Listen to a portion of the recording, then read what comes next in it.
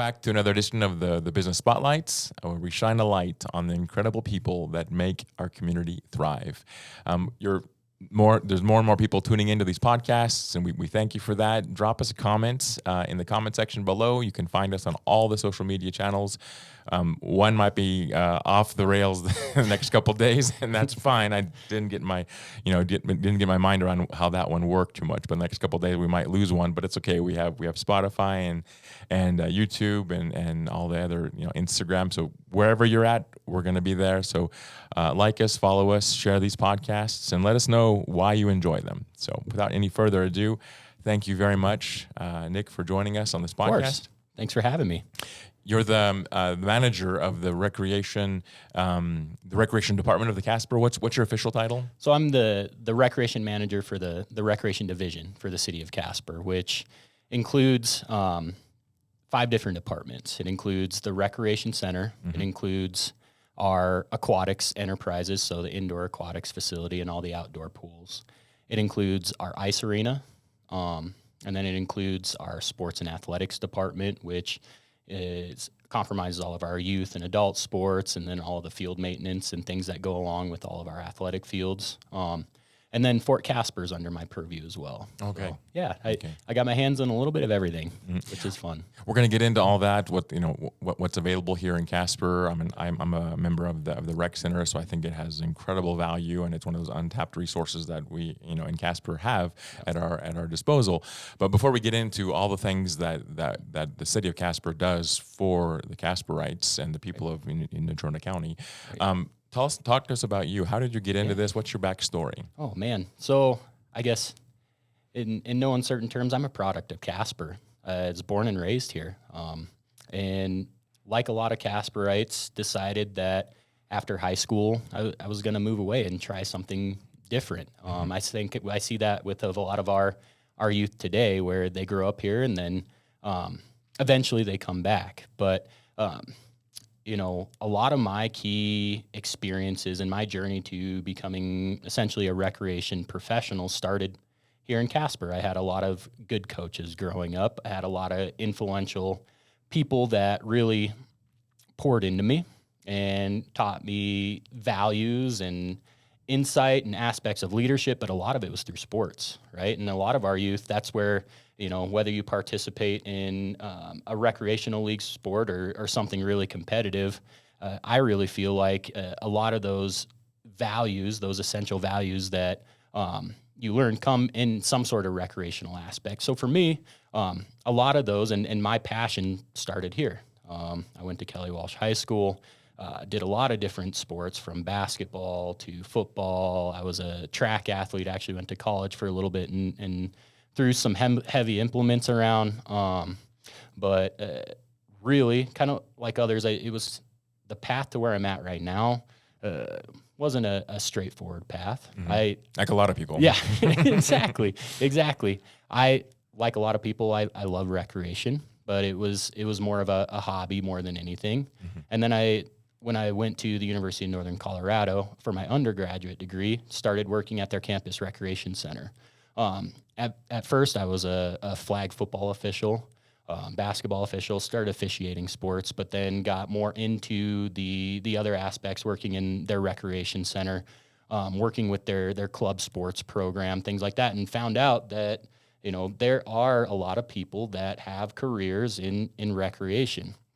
So from that, found out that not only could I get a career in recreation, but I could get a master's degree that was specific to sports and recreation management, and that there were opportunities to get that degree paid for. So applied a bunch of different places and randomly got selected to go to the University of Mississippi, where I was the graduate assistant for their intramural sports and club sports programs. And that's really where that passion was instilled of being a recreation professional and making an impact was down south, where SEC football is rampant, and we had 500 flag football teams and club sports from hockey all the way to Quidditch. So many different recreational opportunities there. Quidditch. Yeah, Quidditch. There is college Quidditch club sports. It's the Harry Potter. Right. Yeah. So it's actually a sport. Yes. All yes. Right, it is a sport, and it's a a sanctioned club sport in the college realm. So Okay. not to get off on a tangent, but Right. I had a really good time at Ole Miss, but there was that piece where I knew that I could probably go just about anywhere and find a job in recreation. But like a lot of people I know, a lot of young professionals that I know here, there was that thing inside me that wanted to come back home. You know what I mean? And while it was an unlinear path, I got an opportunity back in 2012 to work at Casper College. I started out in their student life department, which was their intramural sports, their student activities, housing, things like that. And then through that journey, worked in that department for about 6 years, and then got a promotion to start working with student veterans and international students, where I oversaw those students for another 6 years. But to bring things full circle as to, where I'm at now and where my passion lies and why I'm so passionate about recreation and the opportunities that it provides us is when I got my master's, my first call trying to find a job was to the old recreation manager here at the city of Casper. Her name was Carolyn Griffith, amazing, amazing woman. And things at that point, they didn't line up. They didn't have any job openings, but she continued to pour into me. And this job, the recreation manager job, opened up about a year ago, and I applied, and things they came full circle, which Right. I'm super blessed. But my passion for recreation lies in the fact that whatever the recreational opportunity is, whether it be hockey or Quidditch or whatever the case might be, recreation provides opportunities for people to be their best selves. Right. And what I mean by that is, you're improving yourself physically, you're improving yourself emotionally, you're creating connections with others. And a lot of people's key experiences and things that shape them often come in some sort of recreational aspect. So I am one that want to provide those opportunities for others. And that's why I love what I do. And it's great that Casper is prioritizing it as well. They do a lot. And everyone hears about the rec center, but there's much more to it. So for sure. it's great that it's. You're right. It brings. It's an important part of our lives. Living here, living next to the mountain, and living next to the ski place. But I think it needs to be part of everyone's life, because it definitely brings balance, I think, to our individual lives as well. Yeah. Oh, without a doubt. I mean, and the great thing too, and kind of one of our key pieces in the recreation division is we're providing opportunities for everybody. So from all the way down to programs that 2 and 3 year olds can enjoy, all the way up to programs where we've got 80, 90-year-old citizens that are enjoying, and recreation's for everybody. And I think we really do strive to provide those opportunities and find ways to cultivate that environment I'm talking about for absolutely everybody. And that's a big piece for us. Thanks for watching today. These podcasts are powered by PayRock, and PayRock is a payment solutions provider. We work with any size business or nonprofit, improving those payment acceptance efficiencies while reducing those overall costs. You can get a hold of me through any one of those social media channels, or you can give me a call. Let's get back to that podcast. Okay, so let's get into that. So we have the rec center. Talk to us a little about that facility. Yeah. So the rec center was built with 1 cent funding back in 1984. And since then, we've been doing everything that we can to make sure that it is providing opportunities for everybody. In the rec center right now, as it stands, we've got the indoor aquatics facility attached to it. We've got 2 full-size gym floors with basketball and things like that. We've got a workout room, a spin room.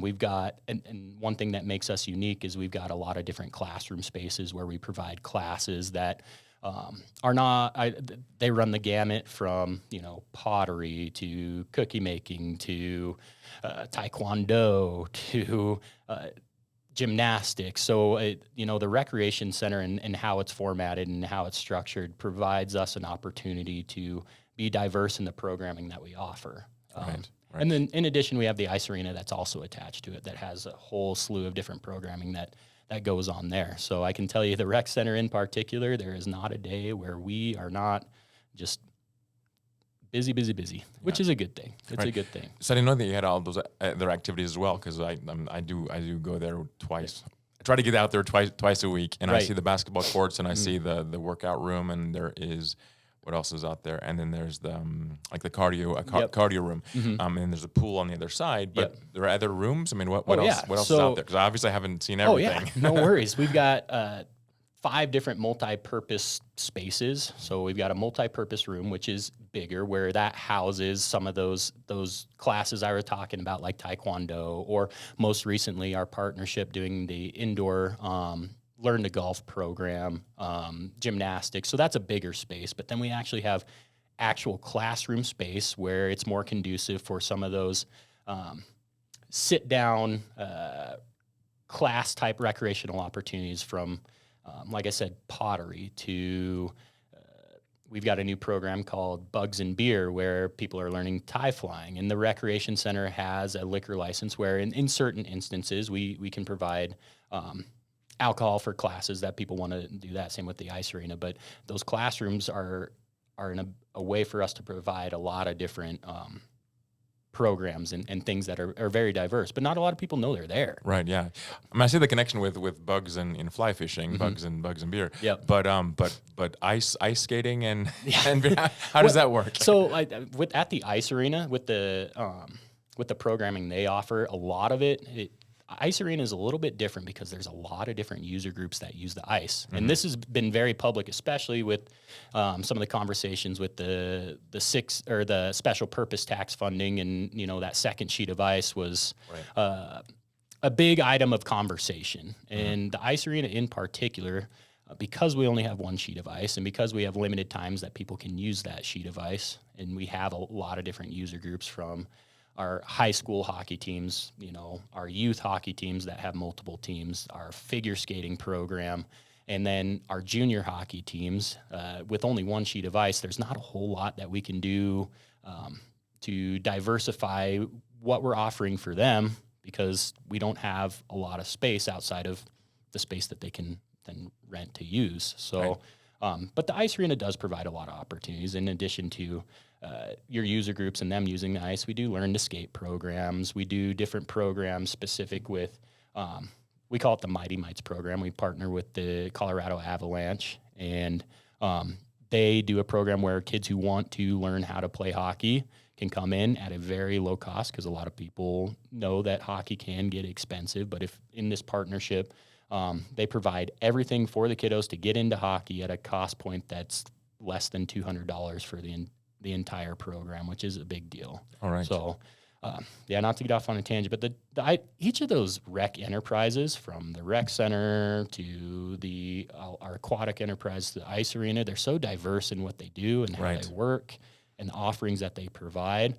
Each of them is just a little bit different in how things operate. Definitely takes different types of management for each one, because each sport is radically different. Yeah. So how do you accommodate the different athletic abilities or skills of people of Casper? Oh, for sure. And I'm glad you asked that question, because we've got so many different other amazing groups that provide athletic and recreational opportunities for folks, from the YMCA to the Boys and Girls Club to the Sports Ranch, where we are partnering closely with them now. And for us, I guess it's twofold. Number one, we need to get feedback from our community members as to what they want, how they want it, why they want it, because, as a forward-facing group, we can't just assume we know what our public wants. We have to understand, and to do that, we have to be forward-facing and ask them and figure out what they want. Number two, I think our role in the city rec division in particular, and our niche, is what I'm terming Recreation 101. So a lot of low-level entry recreational opportunities for people to come and experience whatever that might be, from ice skating to fitness to swimming to it runs the gamut, but providing low level to entry recreational opportunities for people to come and try something and then create a passion from there. Yeah, we have some competitive programs, but a lot of our programs that you will see are those programs where anybody can come in and try it. And that's what we want, right? We want them to try something and maybe develop a passion. We don't want somebody to come in and be off-put because it's too competitive right away, or, it might not necessarily be what they want, but we want to provide low barrier to entry opportunities that everybody can benefit from. So I would say that's a big pillar of our programming base. I will say that it was one of the factors that that led me to choose the rec center from a personal point of view. I'm recovering from. I had a sports injury several years ago, so not really recovering, but I haven't fully recovered from it. So I don't want to throw a lot of money into something where I know that I'm not going to be able to receive the maximum benefit, because there's certain things I just cannot do with my knee. And the other thing is I'm on a weight loss journey as well for the past year, and it's like, where can I focus on getting in shape, improving my physical shape, but not throwing, taking out a car loan just to pay for it. So it is true that one of my clear factors was like, I'm not an athlete by any means. I'm not a professional by any means. But I wanted to do something. I wanted to start, and I think that having those entry level price points, as well as seeing people there of all backgrounds, it was very welcoming to me, at least. I'm glad to hear that, and I think, when we're talking about price points and how we provide that low barrier to entry, a lot of people don't realize, as a part of the municipal organization, to do our due diligence with the taxpayer dollars that come in to support us, that is one of the biggest pieces to why we do what we do, providing a low price point, because if we price people out of the market, then they're not going to come and utilize the service. I think one thing that the public doesn't know about the recreation enterprises and what we do as being a city organization is each of my recreational programs, organizations is we have to meet a cost recovery goal. So the ice arena has to, when the community gives us a budget every year, we have to make back a certain percentage of that budget through revenue. So the ice arena has to make back 65% of the money that the community gives to us. The aquatic center has to make back about 30% of the money that the community gives to us. The recreation center has to make back about 50% of the revenue that the community gives to us. So we try to find a balance between having low price points, but we also do our due diligence in ensuring that the money that we receive, we are bringing revenue in to offset that subsidy, which I don't think a lot of people realize what we do. It's not just a general fund thing where we get funding and then that's it. We do our due diligence to ensure that we're making that money back too. Right. So, It's definitely one of those things in Casper that not a lot of people know about. And so when I invited you on the podcast a few weeks back, I was like, do I really want to do this? Yes, I like I like what I see when I go there. I think it's an untapped resource. But if I do that, then we get more visitors, then I won't be. It is one of the reasons why I like it as well. Is like when I go there at 5 a.m. or 6 a.m, there's only a handful of people in that room, and so that's nice as well. If you go to other sports facilities in town, there are a lot more than 5 people that are there. But it's so true though. I mean, it's so hard to find a balance between having a low barrier to entry, balancing a cost recovery goal, and ensuring that our facility space doesn't get overcrowded. Obviously, we want more people to utilize our services, and I hope that through this podcast, people realize that we have a great service to provide. But I think it would, my staff knowing that if we get an influx of people in, we're going to do everything in our power to ensure that doesn't impact that low barrier to entry atmosphere that we want to provide. So they're welcome to come, but after 8 o'clock or 9 in the morning. Right. There you go.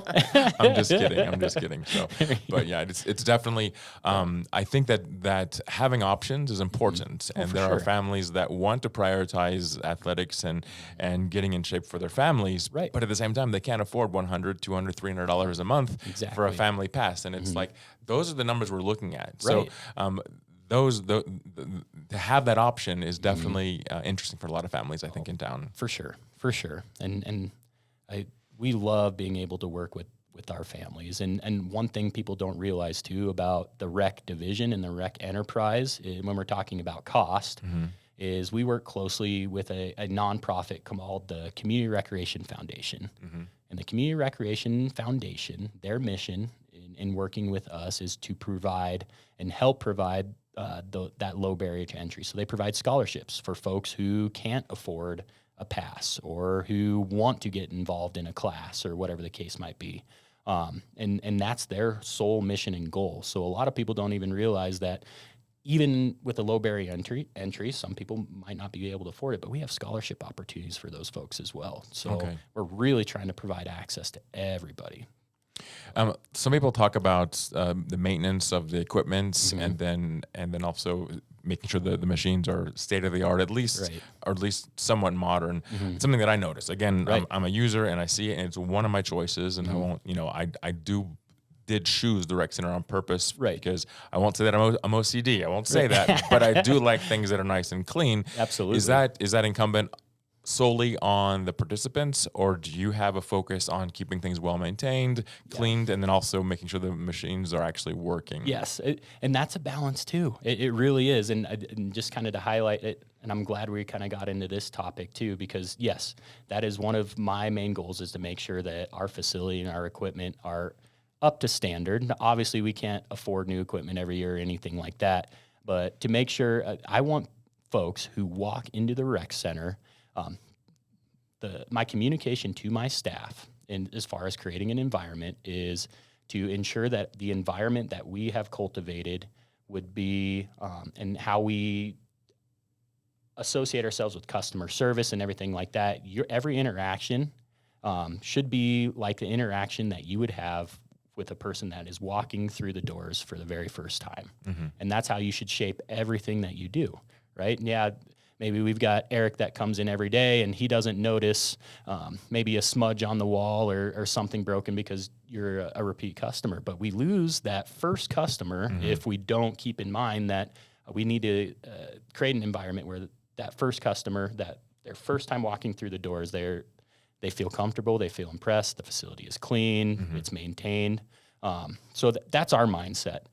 But to kind of go off of how we ensure that we keep equipment up, how we decide what needs replaced and how we do that, in working in the city government, we do 5-year capital plans. So we sit down and each of these divisions figures out over a 5-year period what needs to be replaced, what do we need to improve, and how much does that cost, and then from that we take those 5-year plans and we present those to city leadership, and we discuss the costs associated with these capital items, and then through those discussions year to year, we then figure out what we can fund and what we can't fund.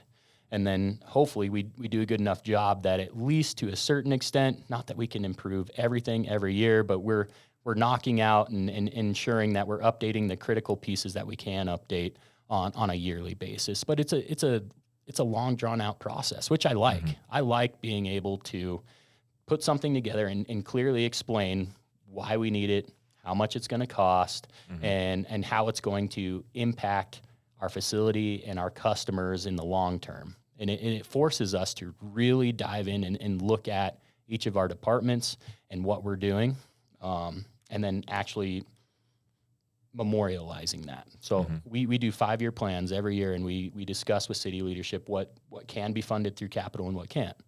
But then we have operational budgets too, where we decide, on a smaller level, and what needs to be replaced, what needs to be updated, things like that. Right. So. It's interesting you said that the first impression, the first visit is the same for every visit. Yes. And it's true that I haven't actually noticed anything different. Every time I go there, and it's I was thinking about that when you were saying that. It's like every time I go there, it's as if it's the first time that I've been there. And so there isn't anything that's sticking out as like, oh, I wish they would fix this. I wish that was. And that is, I've been in other gyms, other places, and you do think that sometimes. Like this bike has been, down for, 6 months. When are they going to fix it? Right. But I've never, maybe there is equipment like that in your, but I haven't seen it. And I'm sure there is, but right. And I think that's just one of those customer service 101 type things where you just have to ingrain it in people, where you're cultivating environment for that first time person because you want to keep them. But first impressions are absolutely everything. Right. So I'm glad you've had that experience. That makes me happy. We're not perfect by any means, but we try. We try. You talked about getting community feedback on some of the things that you'd like to implement. Yeah. Talk to us some more about what does that look like? Well, it looks a little bit different for everybody. And yes, there's the standard surveys, right? And you send out surveys on a regular basis to understand the needs of the community, what they're seeing, what they're satisfied with, what they're dissatisfied with, and then you evaluate those, and then you combine that with, like I was talking about, the capital planning and the operational planning and planning different programs and things like that. But and while surveys are valuable, and they absolutely are valuable, and data is crucial to what we do, I think especially in recreation, it's developing and cultivating relationship with your patrons and having one-on-one conversations with them to get their insight. Because as we all know with surveys, you can get certain information, but the real valuable information comes from you and me talking, or me and the 80-year-old lady that's a water walker every day talking about what she likes, what she dislikes, or the single mom that comes in and gets scholarships for Taekwondo, what's going on for her. And it's easier said than done, but a big part of my job, I'm not sitting at a desk. I'm out there, I'm having conversations, I'm gleaming insights as best as I can, and the best way to do it is not through a survey, it's having one-on-one conversations and then bringing that back. Right. Surveys are important, but a lot of it is just having conversations with folks too. And we don't always fill out those surveys either. Yeah, exactly. Yeah. And then sometimes those surveys, the questions could be misinterpreted, or maybe you're not asking the right questions. And there's an art to that too. But we're constantly trying to get feedback, because without feedback, we can't grow. I try to fill out those surveys when they come in from different avenues, but it's true that a lot of times I think, well, how much is this actually going to change? Right. The direction of something. Exactly. But it's better to have those conversations for sure. Absolutely. And that's the big thing too. You can ask for feedback, and we ask for feedback a lot, but people get they get a little jaded if they see constantly they're giving feedback, but nothing's changing. Right. And not that you can change everything, but that kind of comes to that communication piece, where if somebody is wondering about something, then you can clearly communicate, like I have with you. Hey, we've got a 5-year capital plan. Here's how we do it. Here's what we do. Here's what we have on that capital plan. And this is what we're planning on doing. I think a lot of times you don't know what you don't know, and you create narratives in your head if you don't get the information that goes along with it. So. I think that's the next step in how at least I try to get community feedback. Is you get the feedback, you try to do what you can with it and improve, but with stuff that you can't do, you try and clearly communicate why you can't do it too. Right. So. Let's talk about the economic impact that it has on our community. Absolutely. Maybe start by, you mentioned that it was actually created by the 1 cent tax years ago. Talk about that. Talk about how we tried to get certain things passed for the 6 cent, the special purpose tax.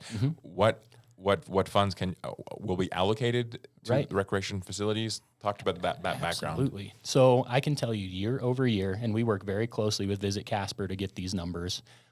Year over year, we're bringing in anywhere between $8 million and $9 million in direct impact into our community through our recreational programming.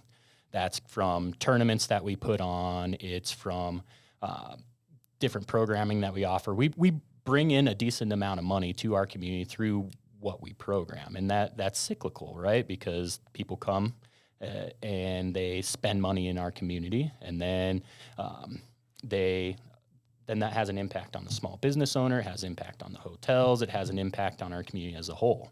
Now, when we're talking about economic impact in our facilities and talking about the special purpose tax, I was very excited in the fact that 4 out of the 8 proposals went through. None of the recreation specific special purpose proposals were approved, and that's okay. We're going to find some other ways to move forward and fund those things. But right now, I can tell you, to the best of our ability, we will continue to bring $8, $9, $10 million to our community every year. But when we're talking about asking the community to help fund other things like a new softball complex or a second sheet of ice or the auxiliary gym to the rec center, investment in those things then has a return that a lot of people don't realize. So, we get a brand new softball complex, then we're able to host, a dozen more tournaments, and we have more people coming into our community. And then we're able to serve the user groups that we currently are working with better, where right now it is, like I said, with the ice arena, same goes for our athletic fields. We've got dozen user groups that are using the field space, and it is very, very limited. And it's hard to find a balance to make sure that they have what they need, but that the field space is not only adequate enough, but we have enough. And Right. I'll be honest, we're pretty much at capacity when it comes to what we have currently as the rec division as far as facilities and services and how we're serving people. So the special purpose tax, it was a very, very good, I love the fact that it gave the community a voice to voice their thoughts Right. on how we decide we grow those things and facilities and things like that. But and it gave us a base to figure out how we could better communicate the importance of these facilities and things like that. But I can tell you right now, without community investment in additional recreational facilities, at least as far as economic impact goes, we can't grow unless we also invest in the structure around it. And that's kind of the dichotomy here. You know what I mean? But year over year, between $8 and $9 million of direct impact to our community based off of all the different programming and things that we do in the rec division. So how's that broken down, at least in the broad strokes? I can understand that maybe it's businesses are affected, but how is that just the recreation? Is it just the sports fields? Is it also Fort Casper? How would you break that down? It's a combination. 75% of it, a good majority of it, is the games and tournaments that we bring in our athletic facilities. So we host a myriad of tournaments, from the big youth basketball tournament that brings in 140 teams to the adult softball tournaments that we bring in over the summer to some of the youth volleyball tournaments, things like that. So a great majority of that is tournaments and games that we host. But like you were saying with Fort Casper, with the rec center, with the ice arena, that other 25% is from the programming that we do there. So visitors going to Fort Casper and having a direct impact. The ice arena hosts a lot of different tournaments and things like that. So people going in and doing that has a direct impact. Some of the special programming that we do at the rec center, like the big wrestling tournament that we hosted and things like that. But I would tell you, just breaking it down, 75% is athletic tournaments, and a majority of those tournaments are basketball, volleyball, softball, baseball. The other 25% is hockey, special events and programs, and then people coming to Fort Casper is the best way I can break that down. So that is that's measured by businesses that receive business, or the tourism industry. Yeah, and what we do for each of these programs, events, whatever they might be, we work directly with Visit Casper. We submit all of our numbers to Visit Casper, from the amount of teams, the amount of people, how many people are coming from out of state, and things like that. And then Visit Casper, and I apologize, I can't tell you exactly what they do, but they take that information and then they submit it to then give us an economic impact number. So we do that for everything that we do. Then on a yearly basis, we compile all of those numbers and to give you what I just told you, the $8 to $9 million in direct economic impact with what we do at the rec division. So, are you involved with Proud to host the Best? I'm not. My boss Zulima is, and we work very closely with them and. And I know we were going to talk about partnerships too, and how we kind of are intertwined with all the different organizations in town. While we, as a rec division, aren't involved in Proud to Host a Vest, we have folks that are on the board that that know that the impact of all the high school tournaments that come here. And we have direct partnerships with the school district when it comes to those type of programs. We have an MOU with the school district for what we call the Casper program. It basically is 4th and 5th grade basketball from the school district, and they come to the rec center. We provide the programming, and we provide that atmosphere for them. We also have an MOU with the school district for high school girls softball. So they come in and they utilize our facilities, and we help collaborate with that. We have a MOU with the school district when it comes to all the different tournaments we host. So like that youth basketball tournament I was talking about, the school district allocates us 10 different facilities that we are able to use to host. And the same goes now with the sports ranch too, where we are working very closely with them, where right now we have 4 different tournaments in the next year that are run by us, but that are going to be hosted by the sports ranch. Okay.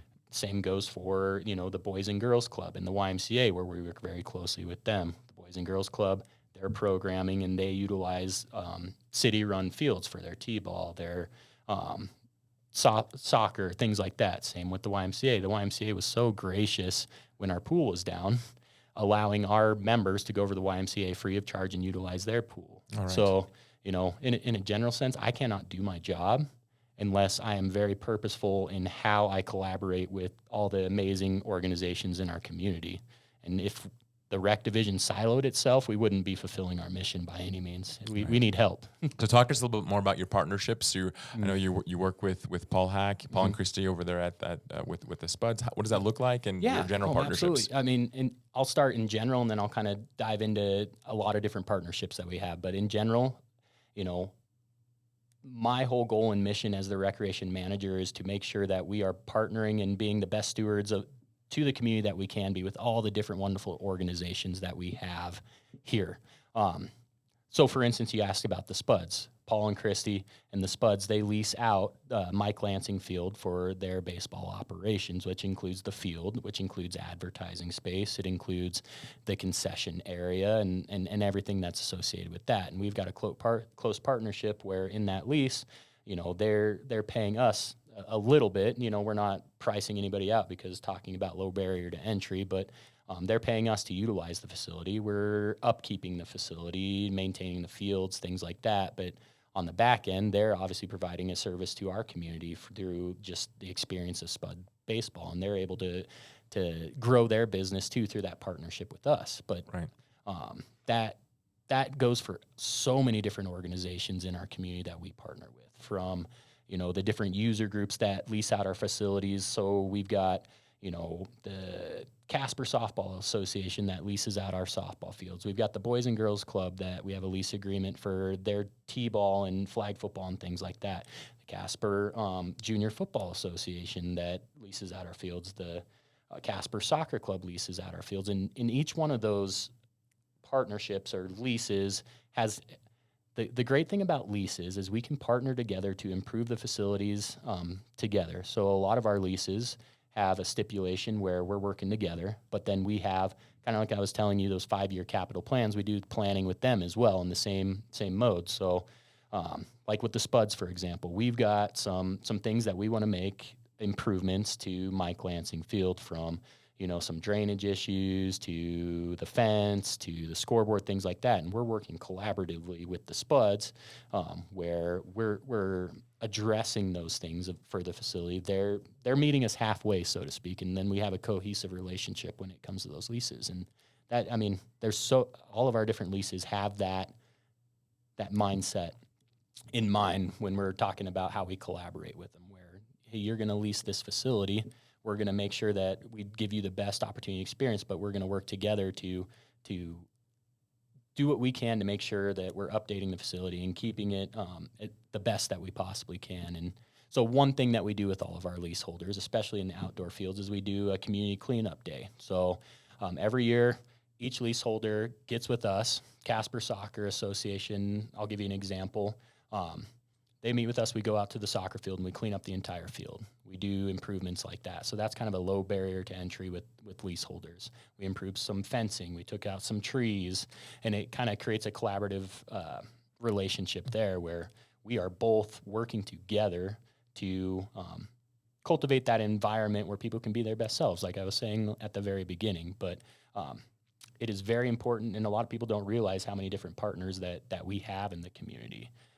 We were talking about the school district and how we have an MOU with the school district where we partner with them on their 4th and 5th grade girls and boys basketball and volleyball program, where those kids in the school district come to the rec center and they have those opportunities. We have an MOU with them specific to some of those tournaments I was talking about, where we are in 10 of the school district facilities to host these tournaments that are bringing millions of dollars of impact to our community.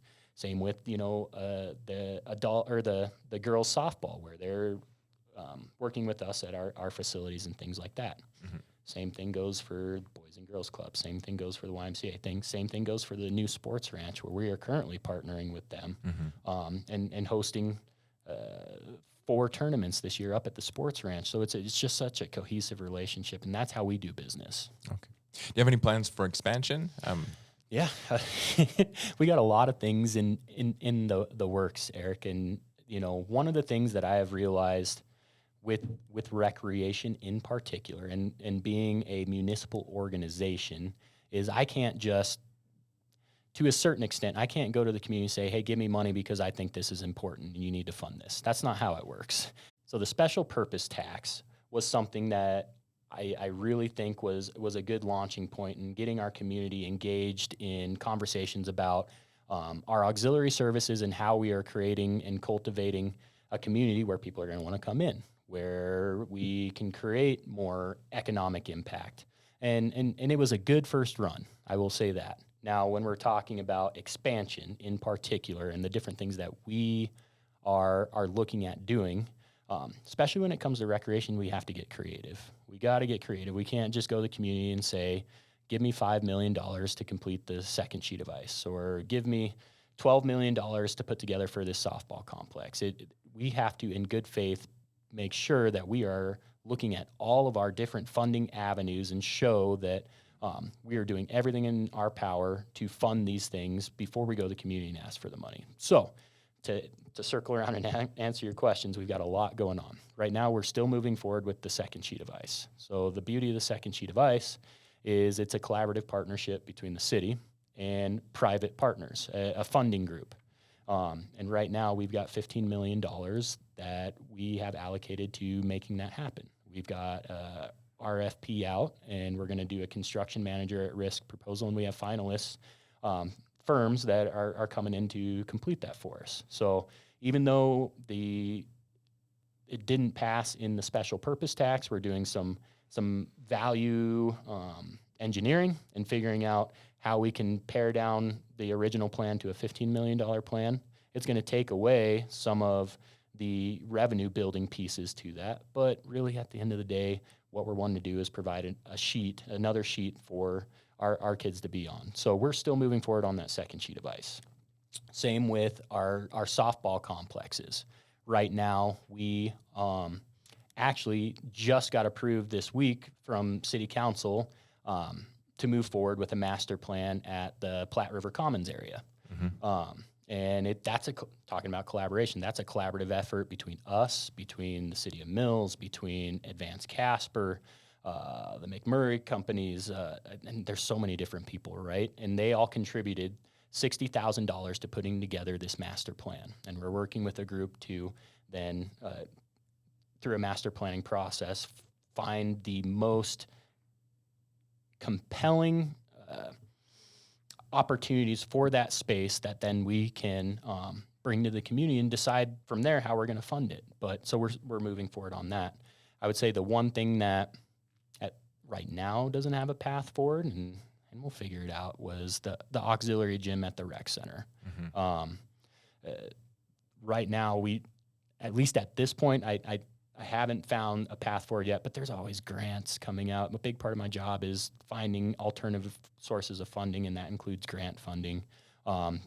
There's always partnerships in the community, and talking about being forward-facing, there are so many people invested in providing recreational opportunities, but you just got to be able to then strategically get those people together and create and cultivate a plan, and then find funding sources. But it's never a linear path, but we're doing our best to move forward.